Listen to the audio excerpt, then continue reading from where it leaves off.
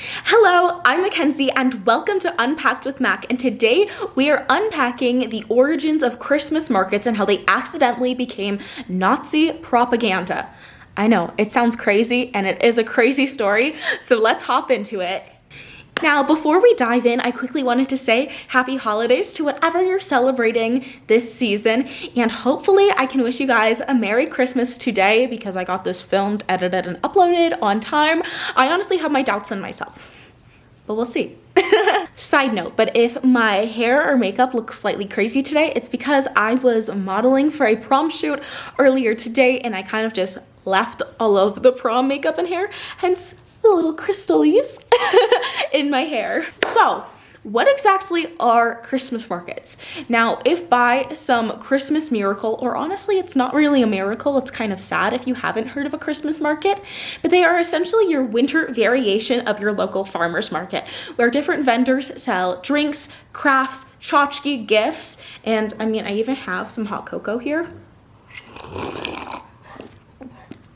No, I didn't get this hot cocoa from a Christmas market, but it felt like it fit the vibe today.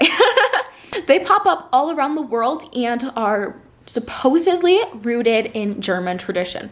We're gonna get into if they're actually from Germany. If you haven't been to a Christmas market, I recommend doing a quick little Google search and seeing where the nearest one is to you. Personally, if you live in Colorado, we have one of the best ones. If you go to Denver, ours is located in Civil Center Park, and that's where all of these beautiful pictures, videos, and images that you're seeing around the screen are from. Now that you hopefully understand the appeal and draw of modern day Christmas markets, we're gonna step back in time and unpack those origins dating back to 1296. Our story starts again in 1296 in the country of Austria. Did you expect me to say Germany? They are called German Christmas markets. Now, Austria didn't actually have borders at the time, but modern day Austria, specifically the city of Vienna, which was around at the time, is known to have hosted the first winter market. Please make sure to note that I did not say a Christmas market, a winter market.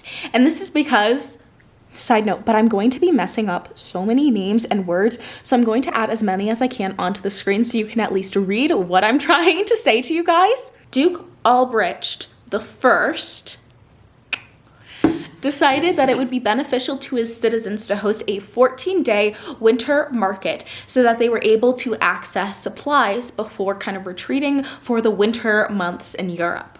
Now, this sounds kind of crazy to do almost one shopping trip for the entirety of winter, but you have to keep in mind the state of the world a little under 1,000 years ago in the 11th century. It was hard to move around, it was hard to get through snow, and everything was spaced out a lot more than it is today. Therefore, this was actually a really smart move.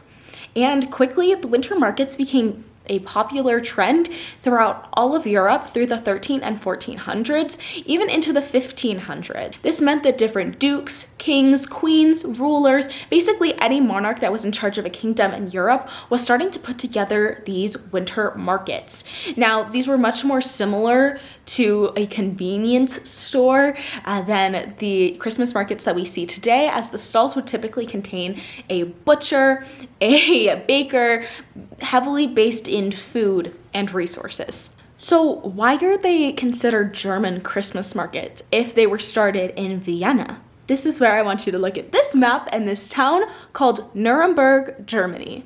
Now, Nuremberg, Germany is credited with the first Christmas market, and that is because they were the first ones to host a market under the name of the Christkindl market, or Child of Christ market. Now, I really quickly wanted to make a side note just so I clear this up, but it is heavily disputed among a lot of historians whether Nuremberg was actually the first, since it's hard to keep track of all of the markets that were happening and popping up during this time, and it very well could be that a different smaller town that didn't have as much traction or population did have a Christmas market before the Nuremberg Christmas market.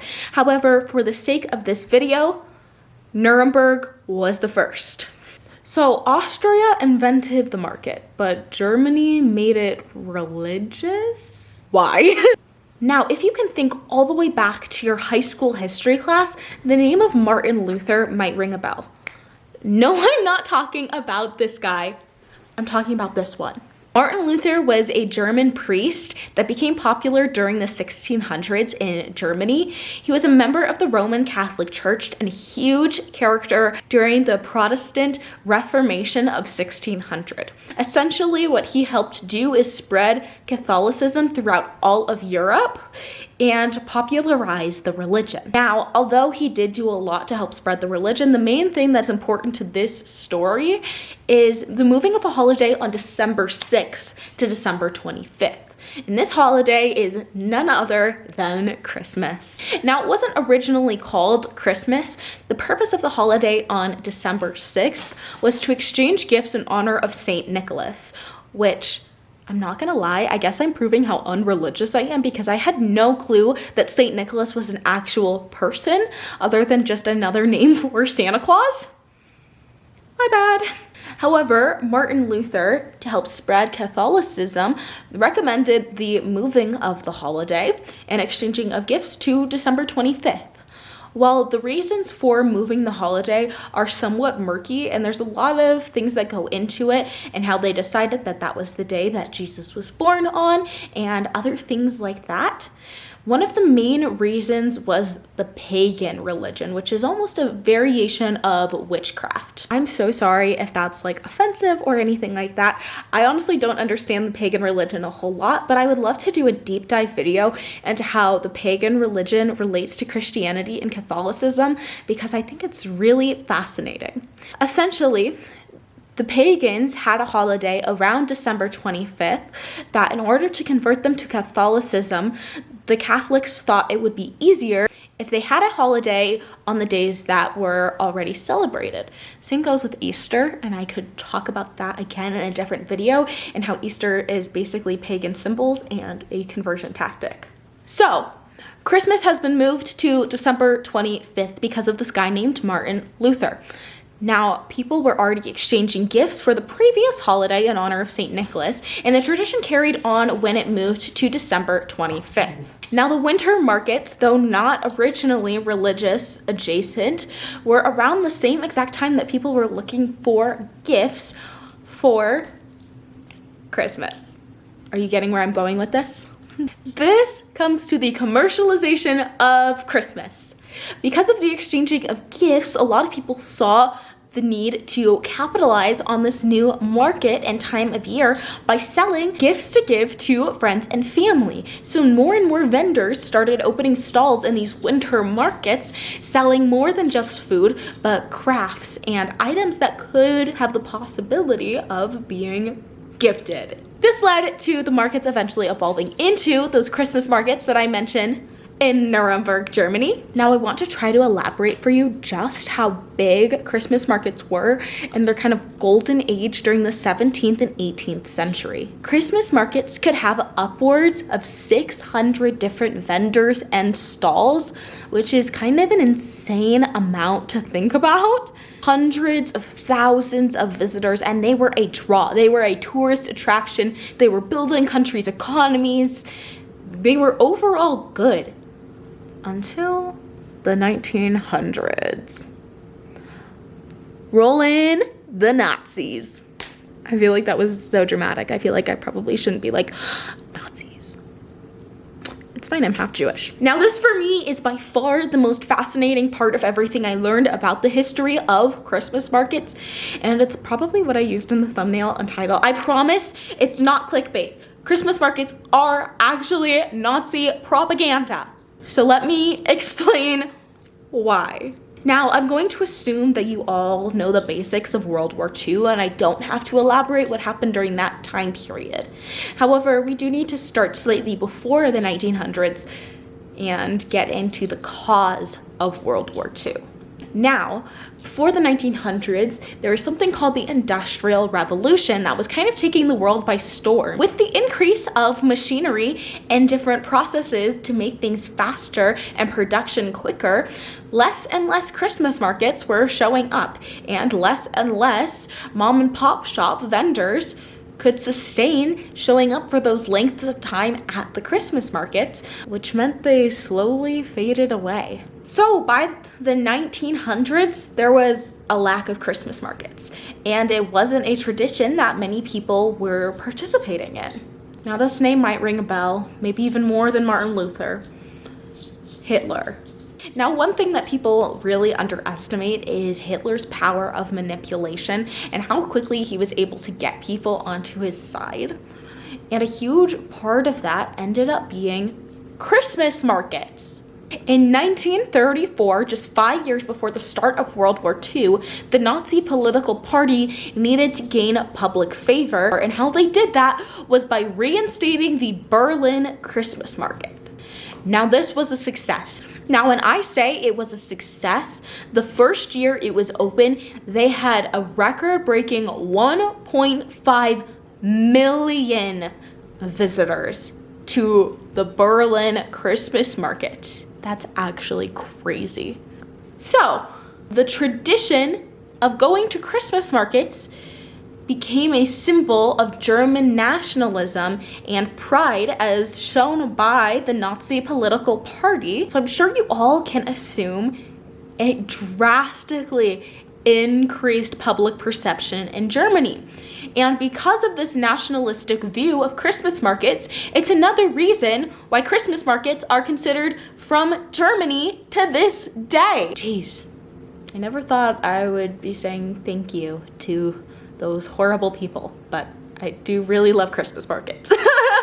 So I guess we can thank Christmas markets for Hitler getting into power, but we can also thank Hitler for giving us one of the greatest worldwide traditions back. Fun stuff.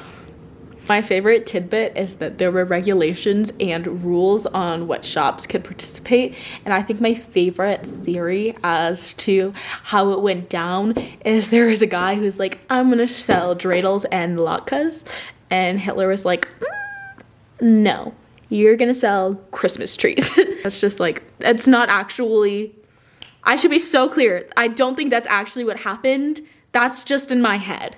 But I think it would be really funny if someone was like, I'm gonna sell dreidels. And he's like, no. Little did he know, 5 years later.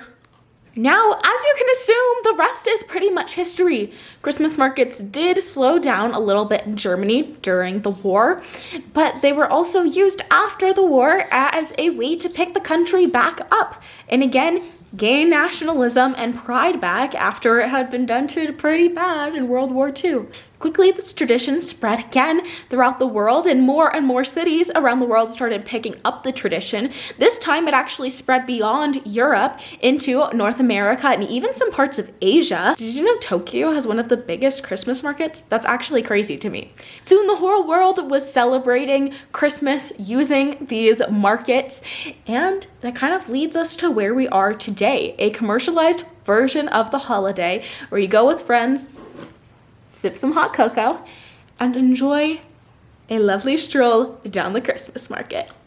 It's definitely on my bucket list to go to Germany and visit a Christmas market in that country.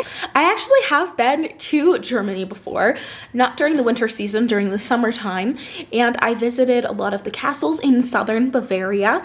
I would also love to do a video on the history of castles and how they were actually an important political move during that time period. But with that, go drink some hot cocoa, spend time with family, and do whatever you're doing today to help celebrate the holiday season. Thank you so much for taking the time to watch, and if you made it this far, hopefully you liked the video a little bit, so consider giving it a thumbs up and hitting subscribe down below. I will see you next week to unpack my 2023 and all of my favorite travel experiences of the year. Bye!